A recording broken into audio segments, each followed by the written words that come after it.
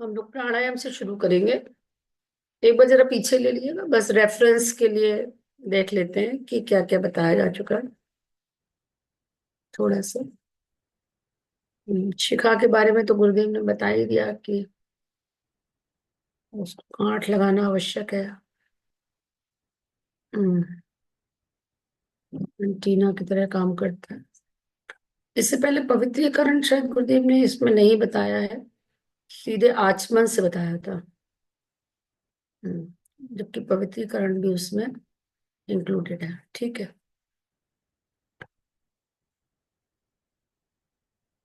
ठीक। हाँ, सभी को प्रणाम। क्षमा प्रार्थियों में कल ट्रैवलिंग की वजह से एकदम उसमें हम लोग कहीं रोड पे थे तो नेविगेट करना पड़ रहा था। जीपीएस को फॉलो करने के चक्कर में काफी अंधेरा था और पतली सड़कें थी, तो बिल्कुल दिमाग से उतर गया कि फोन करना बताना है। पुनः क्षमा चाहते हैं। आज का स्वाध्याय आरंभ करते हैं।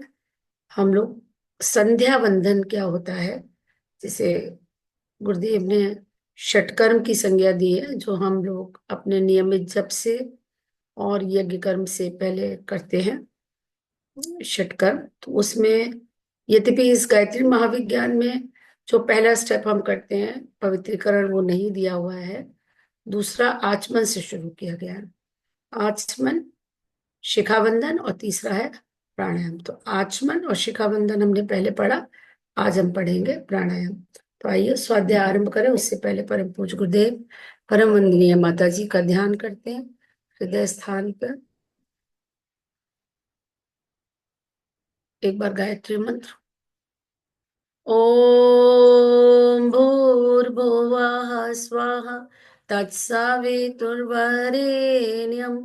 भर्गो देवस्य धीमहि धियो यो न प्रचोदयात्।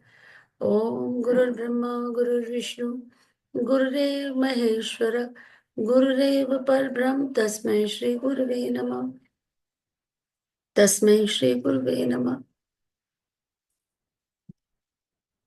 तो गुरुदेव ने बताया कि संध्या वंदन आवश्यक है, और आइडियली तो पहले समय में ये त्रिकाल संध्या के रूप में होती थी, लेकिन 2 बार तो अवश्य करनी चाहिए, और नहीं तो कम से कम जब आप सुबह का जप करें तो एक बार संध्या अवश्य करें।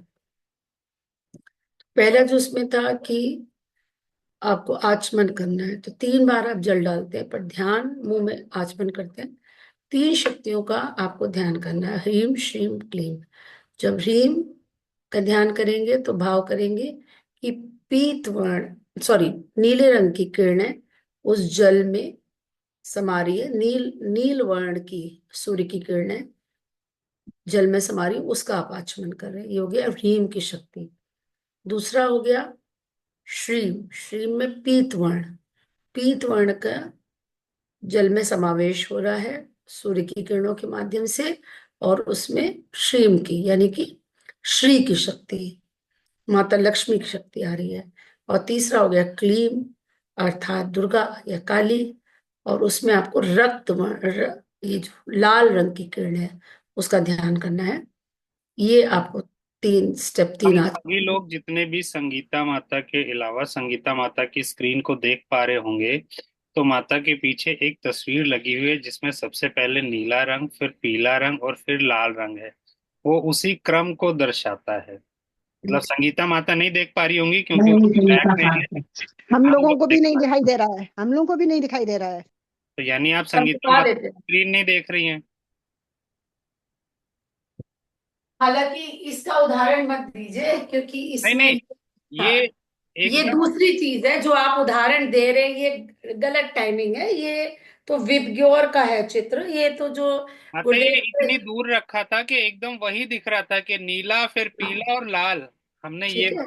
वैसे ये 7 रंगों के लिए उद्देश्य से है ये वाला चित्र है, और ये चित्र जो है वो कॉपी है जो गुरुदेव के साधना कक्ष में लगा हुआ है उसका। चलिए, और दूसरा स्टेप है शिखा बंधन। तो शिखा बंधन में यानी कि ये जो स्थान है हमारा, जो विचारों का केंद्र होता है, जहां से विचार आते जाते हैं, वो एंटीना मानते हैं। वहां से हमारे एनर्जी लॉस भी होता है और एक तरह से हम एनर्जी को अट्रैक्ट भी करते हैं। लेकिन लॉस ना हो, इस उद्देश्य से हमको शिखा बांध के रखनी चाहिए। तो ये गांठ का प्रयोजन यही होता है कि अंदर तो आएंगे विचार, लेकिन शक्ति भी आप डाउनलोड करेंगे, सब करेंगे, लेकिन बाहर नहीं जाने पाए, उसका लॉस नहीं होना चाहिए। इस उद्देश्य से शिखा बांधी जाती है। अब हम पढ़ते हैं आगे प्राणायाम की ओर।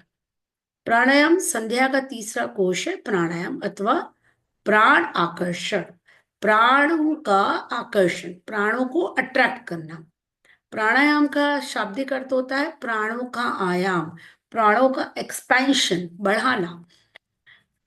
गायत्री की उत्पत्ति का वर्णन करते हुए पूर्व पृष्ठों में ये बताया जा चुका है कि सृष्टि दो प्रकार की है, जड़ अर्थात परमाणुमय, चैतन्य अर्थात प्राणमय।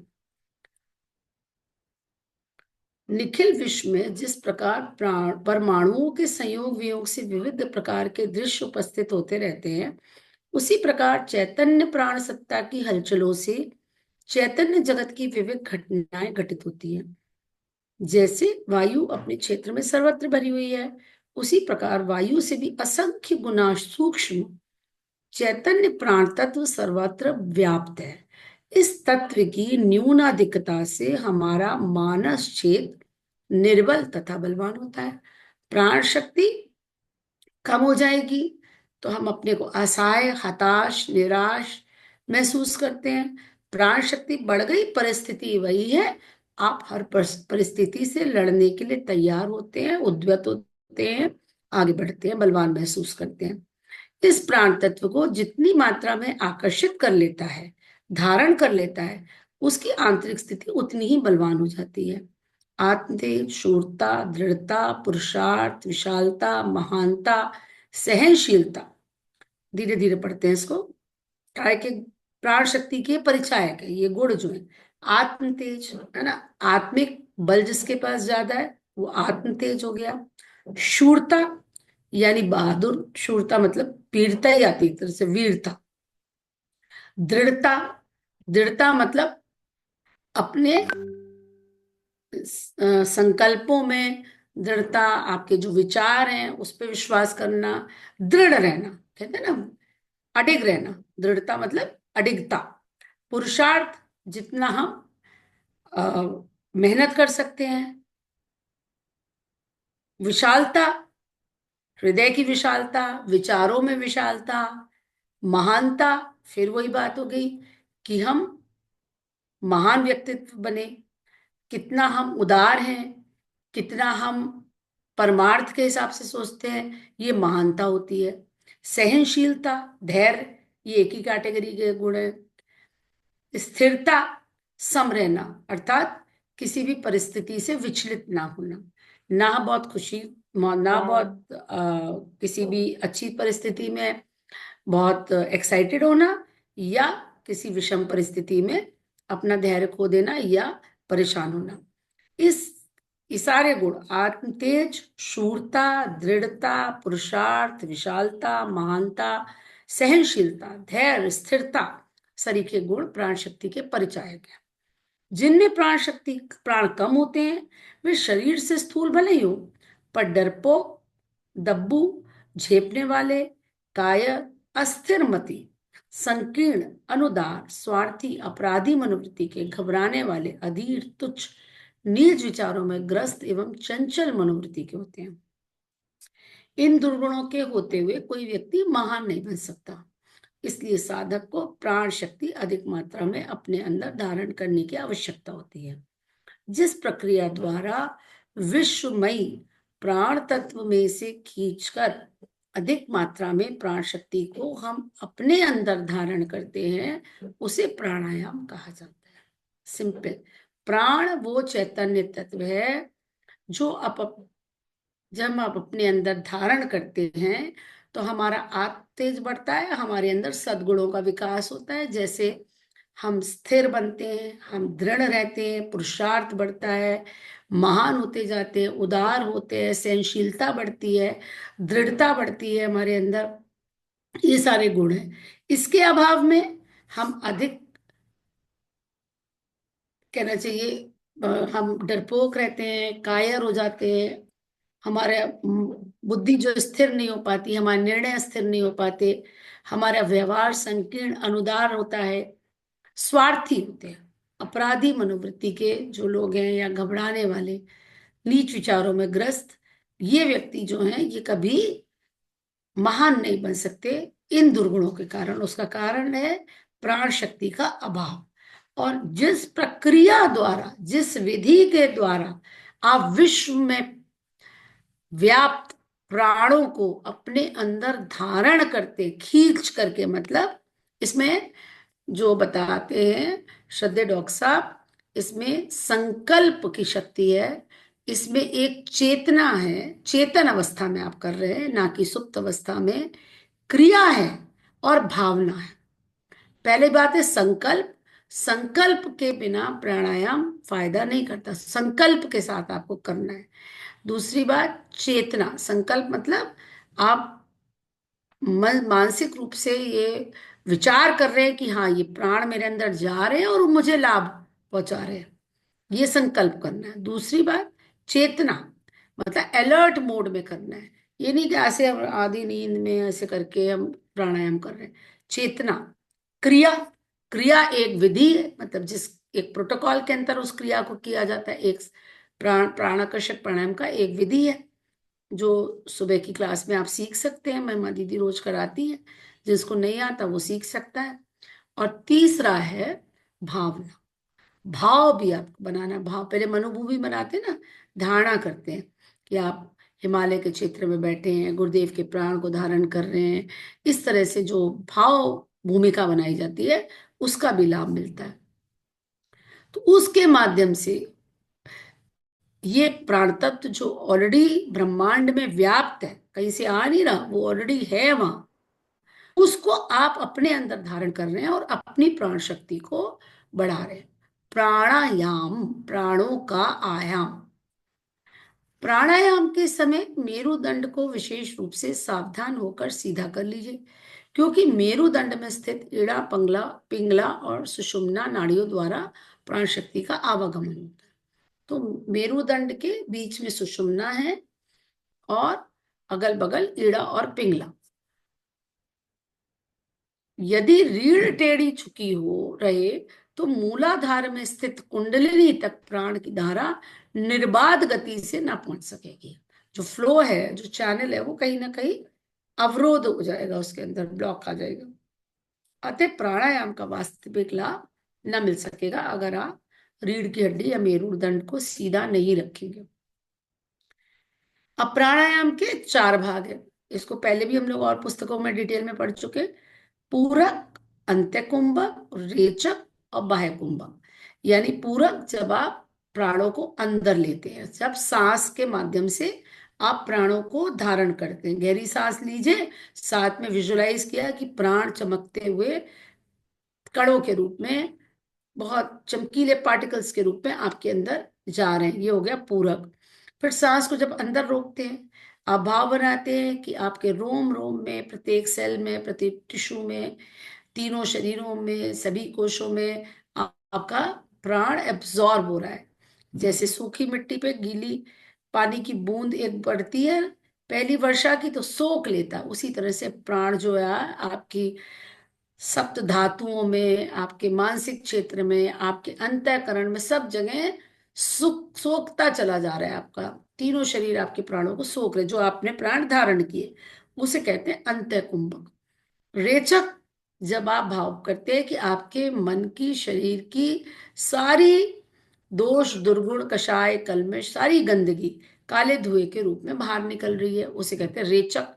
और बाह्य कुंभक, जब आप भाव बनाते हैं कि ये काला धुआं या आपके मन की, शरीर की, भावनाओं की जो गंदगी थी वो बाहर निकल आई, जो कुछ भी अनावश्यक था, अनुपयुक्त था, अनडिजायर्ड था आपके अंदर, वो सब काले धुएं के रूप में बाहर निकल रहा है, तो वो हो गया बाह्य कुंभक। निकल के दूर चला गया, तो आप सांस उतनी देर रोके हुए हैं। तो कुंभक का मतलब जब सांस रोकी, पूरक का मतलब जब आपने सांस को अंदर लिया, प्राणों को अंदर लिया, वो पूरक। जब पहले लेने के बाद रोकी तो वो अंत्य कुंभक, और जब बाहर निकाला तो उसे रेचक को बाहर निकालने के बाद जब रोकी सांस, अगली सांस लेने से पहले, वो बाह्य कुंभक।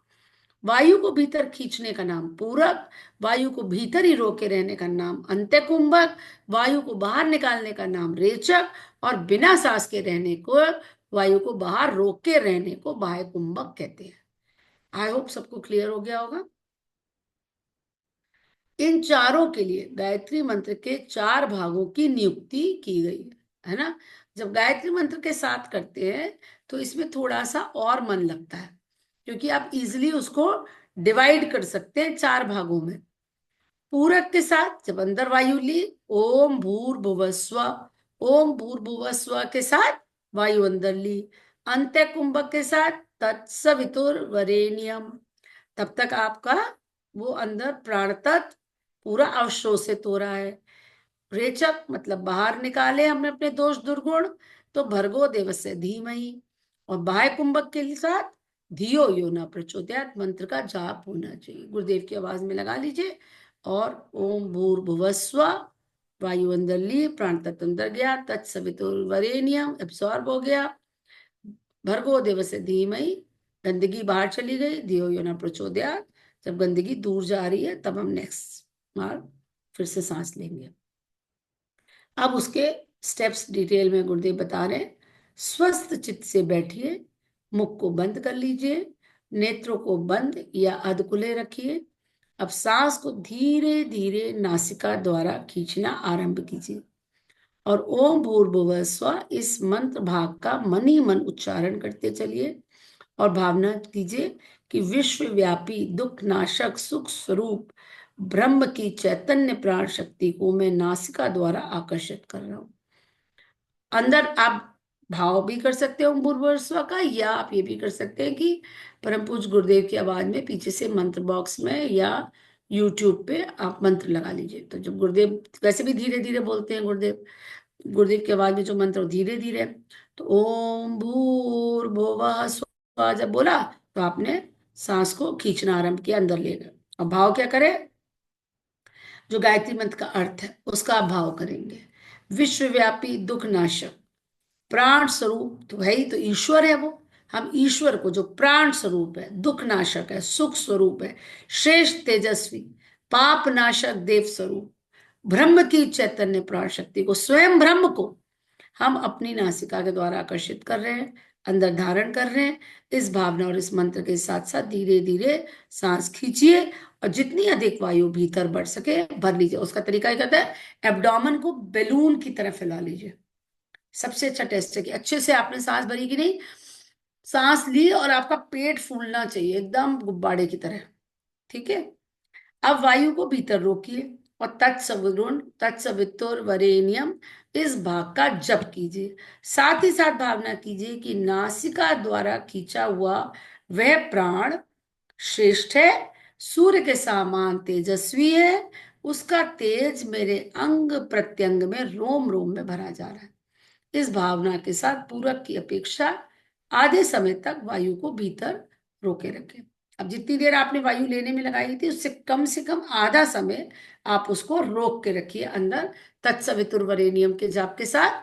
और भाव करना है कि ये हमारे अंग अंग में सूर्य का तेज है, सूर्य के समान तेज है। आपको विजुलाइज करना चाहिए कि बिल्कुल चमकते हुए पार्टिकल्स, चमकते हुए कण आपके अंदर जा रहे हैं, और अंग प्रत्यंग में रोम रोम में अवशोषित हो रहे हैं, एब्जॉर्ब हो रहे हैं। उतनी देर सांस रोकनी है।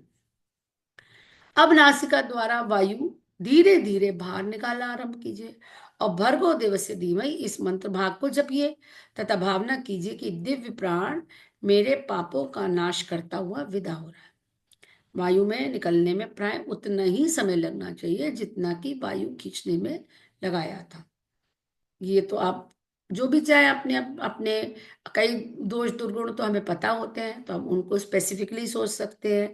हमारा आलस से निकल रहा है, हमारा क्रोध निकल रहा है, हमारे अंदर की ईर्ष्या निकल रही है, हमारे अंदर की द्वेष भावना निकल रही है।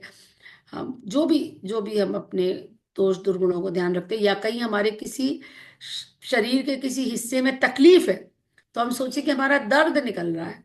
हमारा जो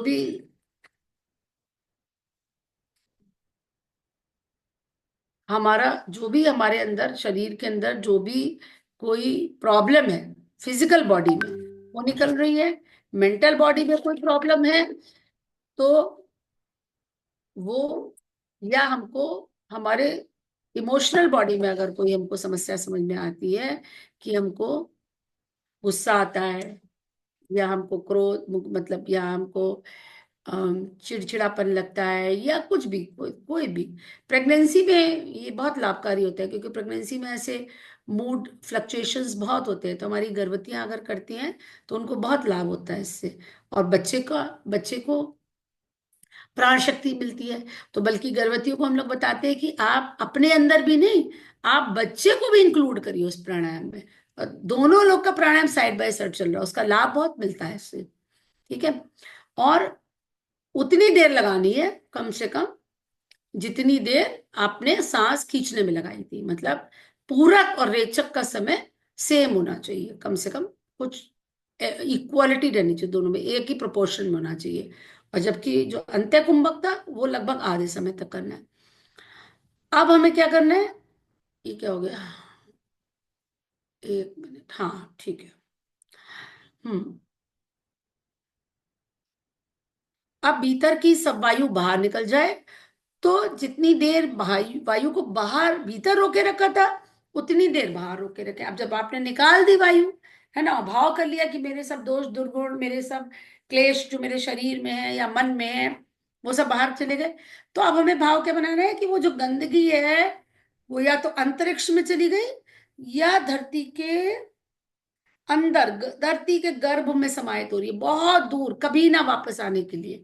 ये भाव जरूर करना है। और तब आप स्वच्छ दूसरी बार, तो उतनी देर आप सांस नहीं लेंगे। ठीक है। तो ये आपको करना है, और वो उतनी देर होना चाहिए बाह्य कुंभक जितनी देर आपने अंत्य कुंभक लगाया था। जब भीतर की सब वायु बाहर निकल जाए, तो जितनी देर वायु को भीतर रोके रखा था उतनी देर बाहर रोके रखे, अर्थात बिना सांस लिए रहें। और दियो योना प्रचोदयात इस मंत्र को भाग को जपते रहें। साथ ही भावना करें कि भगवती वेद माता आद्य शक्ति माँ गायत्री सद्बुद्धि को जागृत कर रही है। ये एक प्राणायाम हुआ, ये एक साइकिल हुई। अब इसको पुनः इन क्रियाओं की पुनरुक्ति करते हुए दूसरा प्राणायाम करें। संध्या में ये 5 प्राणायाम करने चाहिए, जिससे शरीर में स्थित प्राण, अपान, व्यान, समान, उदान नामक 5 प्राणों का व्यायाम, स्फुरण और परिमार्जन हो जाता है। 5 प्रकार के प्राण हम लोग ने पढ़े थे ना, पंच प्राण। अगमर्षण, हम्म, अगमर्षण कहते हैं। ये तो नया नाम लग रहा है, आप किस चीज को ये नाम दे रहे हैं गुरुदेव, ये देखते हैं हम लोग। अगमर्षण कहते हैं पाप के नाश करने, गायत्री की पुण्य भावना के प्रवेश करने से नाश होता है।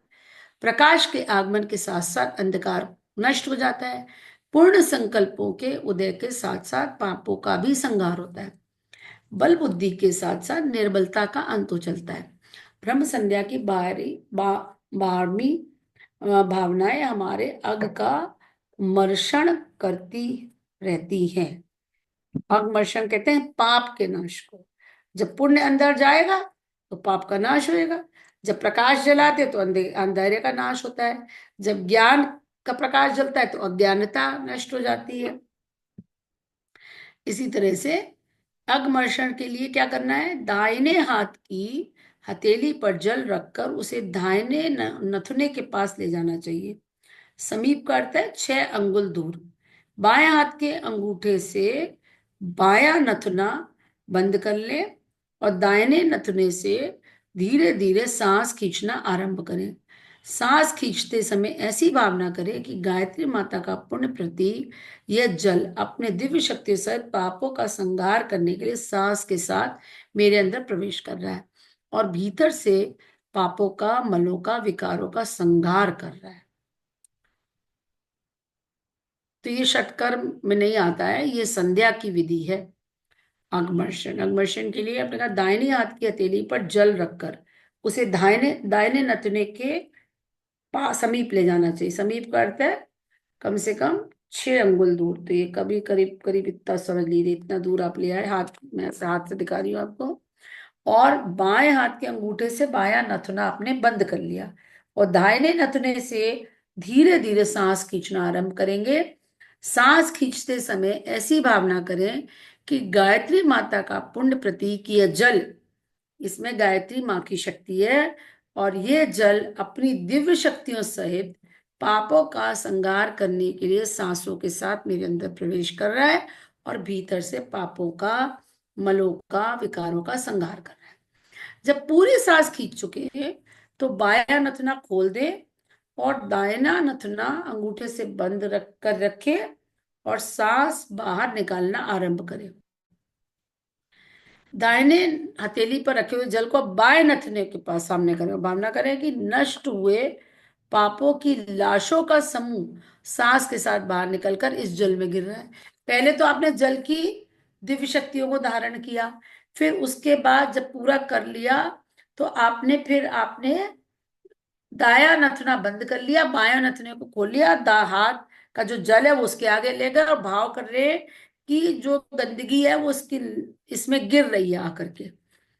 जब सांस पूरी तरह बाहर निकल जाए तो उस जल को बिना देखे घृणा पूर्वक बाईं ओर, बाई हर बार जब आप हाथ भी धोते हैं ना, तो जब आप आचमन करते हैं और फिर हाथ धोते हैं तो बाईं ओर करना है, हर बार बाईं ओर करना है। तो यहाँ भी गुरुदेव कह रहे हैं कि जब वो पूरा हो जाए एक क्रम तो आप बिना देखे, जल को देखना नहीं है, उसको ऐसे ही झटक करके घृणा पूर्वक बाईं ओर पटक देना चाहिए। अग्मर्षण क्रिया से जल के हथेली में भरते समय ओम भूर्भुवः स्वः, दाहिने नथुने से खींचते समय तत्सवितुर्वरेण्यम जपना चाहिए। नथुने से, बाएं नथुने से सांस निकालते समय भर्गो देवस्य धीमहि और जल पटकते समय धियो यो न प्रचोदयात्। ये स्टेप्स वही हैं, क्रिया अलग हो गई है ना। मंत्र उसी तरह से 4 भागों में, जल लेना ओम भूर्भुवः स्वः, दाएं नथुने से खींचना सांस को तत्सवितुर्वरेण्यम, बाएं नथुने से सांस निकालना धियो यो न भर्गो देवस्य धीमहि और जल को फेंकना हो गया धियो यो न प्रचोदयात्। अंगमर्षण क्रिया से जल को हथेली में भरते समय, ये तो हो गया। ये क्रिया 3 बार करनी चाहिए जिससे काया के, प्राण के, मन के त्रिविध पापों का संहार हो सके। मतलब वही 3 शरीरों का परिशोधन करना है। न्यास, न्यास कहते हैं धारण करने को। अंग प्रत्यंगों से गायत्री की सत्वगुणी शक्ति को धारण करने, स्थापित करने, भरने, ओतप्रोत करने के लिए न्यास करें। न्यास क्या मतलब, हम अंग प्रत्यंग में दिव्य शक्तियों को धारण कर रहे हैं। उन इंद्रियों से, उन इंद्रियों की हम साझेदारी कर रहे हैं ईश्वर के साथ कि हम इनका इस्तेमाल दिव्य कामों के लिए ही करेंगे, ईश्वर के काम में ही लगाएंगे इनको। ये इसको कहते हैं न्यास।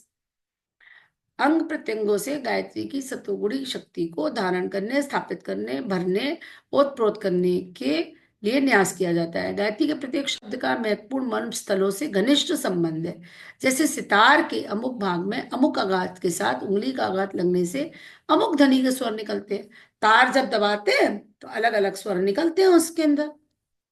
इसी प्रकार शरीर वीणा के को संध्या से अंगुलियों के सहारे दिव्य भाव से झंकृत किया जाता है। इसी तरह से जो शरीर रूपी वीणा है उसके विभिन्न मर्म स्थलों को पर उसका उसको मतलब कहना चाहिए हमारी उंगलियों के सहारे हम उनको दिव्य भाव से झंकृत करते हैं। मतलब दिव्य वाइब्रेशंस वहां पर हम डिपॉजिट करते हैं।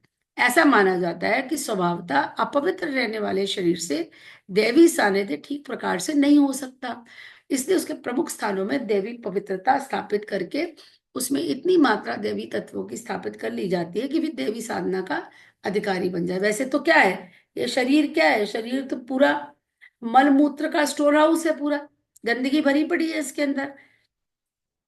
तो हर समय उसका हमारा दैवी सानिध्य ठीक से नहीं हो पाता, लेकिन प्रमुख स्थानों से देवी पवित्र स्थापित करके उसमें हम दैवीय तत्वों को स्थापित करते हैं। न्यास के लिए भिन्न भिन्न उपासना विधियों में अलग अलग विधान है कि किन अंगुलियों को काम में लाया जाए। गायत्री की ब्रह्म संध्या में अंगूठा अनामिका का प्रयोग प्रयोजनीय ठहराया गया है। अंगूठा अनामिका उंगली को मिलाकर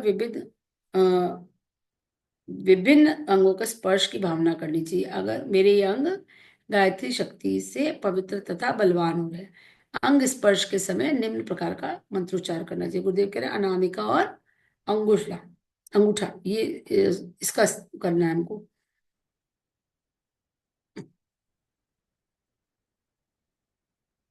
ओम भूर्भुवस्सुः मूर्धाय तत्सवितुर नेत्राभ्याम वरेण्यं कर्णाभ्यां भर्गो मुखाय देवस्य कंठाय धीमहि हृदय धियो यो न नाभ्य प्रचोदयात् हस्तपादाभ्याम।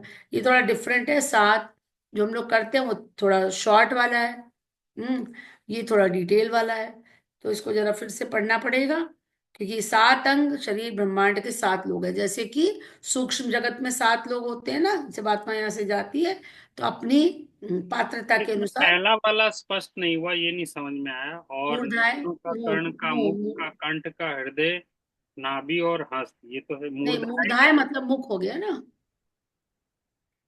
मूर्धाए में लेकिन फिर भर्गो नेत्राभ्याम में मुखाय है। कर्णाभ्याम नहीं, मुखाए है मूर्धाए।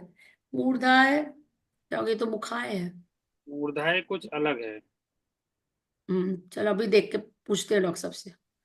कंठाय हृदयाय नाभ्याम हस्तपादाभ्याम दोनों हो गया।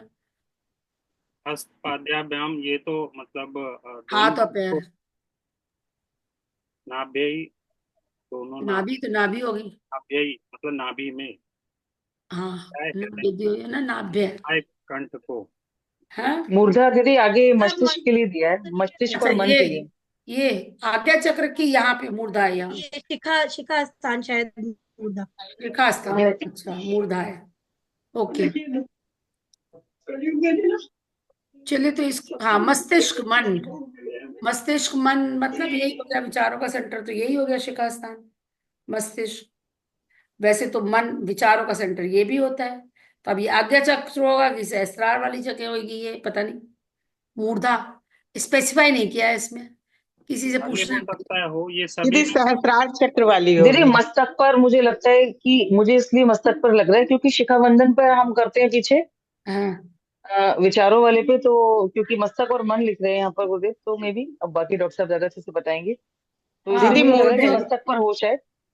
मे भी ये भी हो मूर्धा सकता है ना। मूर्धा को मतलब जहाँ वैसे तो चोटी होती मस्तिष्क है। और मन, मन तो यहाँ से भी होता है जी दीदी वही मैं कह रही, मस्तक पर लग रहा है ये है ना। आज्ञा चक्र की तरफ। मस्तक पे लग रहा है ज्यादा। चलो हाँ क्योंकि शिखा बंधन के लिए हम पीछे करते हैं। किसी से पूछ लेंगे, शांति कुंज में किसी से पूछते हैं। ये सभी जी के दीदी। अंदर चौथी विभक्ति यूज हुई है संस्कृत में, और इसका जो मूल शब्द होगा वो जैसे नेत्राभ्याम, नेत्र है, नेत्राभ्याम है, कर्ण है, कर्णाभ्याम है, मुखाय है, कंठाय, यानी इसको नेत्रों को, कर्णों को, मुख को, कंठ को, हृदय को, ऐसे है। लेकिन ये अब ये पहला वाला जो शब्द है ये स्पष्ट नहीं है, ये देखेंगे या डॉक्टर साहब से पता करेंगे तो कल इसी मस्तिष्क पे। मन मतलब छूना का है, तो समझ में आ गया। नेत्र कर्ण वाणी और रसना, हृदय अंतःकरण,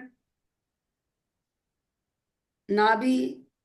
अरे नीचे लिखा है देखिए, मूर्धा यानी मस्तिष्क यानी मन। अरे वो तो पढ़ ही रहे हैं, आपने अभी पढ़ा इतनी देर से, और क्या पढ़ रहे हैं। मस्तिष्क मन इतनी देर से तो कर रहे हैं, मस्तिष्क मन। पर चलिए, सेंटर कहाँ है? तालू का ऊपरी भाग है। हैं? तालू का ऊपरी भाग। दीदी ने कहा तारू का ऊपरी भाग, यानी ये हो गया। ओके, तालू का ऊपरी भाग, हाँ तो सेंटर वही लाइन हो गई है, तो ठीक है। चलो मूर्धाय में पूछ लेंगे भी। हाँ मूर्धा वही है। हैं?